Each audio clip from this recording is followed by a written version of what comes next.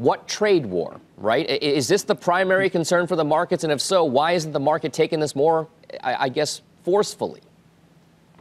Well, good morning, Dom.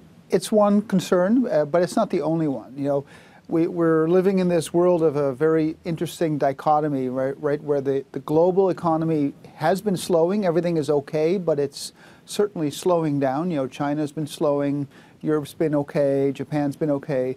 But the U.S. has been sort of immune from this slowdown because of the fiscal stimulus that we've seen. So the U.S. Earnings growth has been accelerating to 24%, while the rest of the world earnings growth has been decelerating down to 6%. So it's a very large gap between the U.S. and the rest of the world. So trade obviously figures prominently into this. It's all else being equal, a stagflationary headwind, if you will. You know, consumers are going to pay more. Supply chains could get disrupted. So it is a headwind. But so far, the U.S. has been immune from that headwind just because we've had so much growth coming from the fiscal stimulus. And you know, it's interesting. The Fed has now raised rates 7 times. It's about to go for an 8th time. And the economy is stronger than it was when they started, and inflation is higher than where it was when they started. So we're well into a tightening cycle, but so far it doesn't seem to be having much of an effect in the U.S. Obviously, the financial condition tightening that we're seeing from the Fed policy is having plenty of effect overseas, but that's an overseas story exclusively. So, Jurrien, I mean, the gap that you mentioned there between the U.S. economy and the rest of the world, it's also evident with the Fed policy versus the rest of the world as well.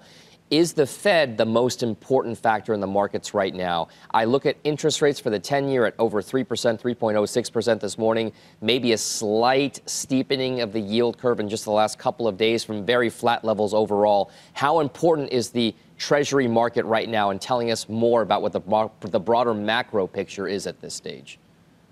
Yeah, I think there's a big tell there, and my sense is that the entire yield curve has some more adjusting to do. You know, recently we saw a revision in one of the natural rate estimates, you know, the Lawbuck-Williams R-star series, and it was revised higher by about 85 basis points, which on its own, you know, you don't want to read too much into because it's just a one sort of abstract measure of where the neutral or natural rate is. But still, that's about 3 rate hikes, right? So if the idea is that the Fed wants to get to neutral, then the goalpost was just moved by 3 rate hikes. So I'm not suggesting the Fed's going to go 3 more than the market's pricing in, but the market was only pricing in 3 more hikes over the next 2 years, and I think that's probably too low. Maybe we're going to see something closer to what the Fed's dot plot suggests. So the Fed is an important mover here. The Fed is moving the dollar higher. It's moving financial conditions tighter. And the reason that's happening is because the rest of the world is either still easing or at least not yet ready to start tightening. So I think for the markets, they need to see that light at the end of the tunnel between the Fed and the ECB and other central banks. And so far, I think that light's getting actually a little dimmer instead of brighter.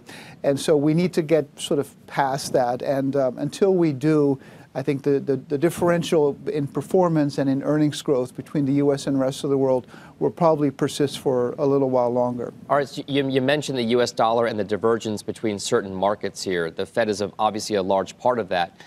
We've talked about the emerging markets so much. It's very much tied to the economies there and to the U.S. dollar as well, perhaps even to oil, like you were mentioning before. Is the emerging markets divergence with the U.S. right now enough of an attractive gap for you to wade in from a macro perspective? It's certainly getting quite attractive, right? So year to date, the gap is about 20 percentage points if you just look at it from an earnings perspective, because the relative performance of global regions completely follow relative earnings, as growth generally does.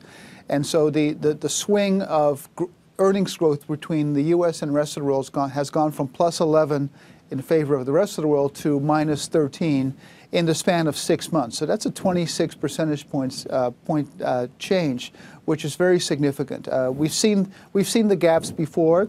But we've never seen a gap happen where the U.S. is going up and the rest of the world is going down. Usually it's because the entire global picture is moving in one direction or another, and EM is just moving more than the other. I mean, that's a fairly typical backdrop. So I think the gap is big enough to get me interested, but you still need a catalyst, and I think that catalyst has to be the policy differential between the U.S. Fed and the rest of the world. And we know the ECB has been signaling that it's going to start or continue to taper and eventually reverse QE and start raising rates. But that's a 2019 story, so we're still a ways away from that.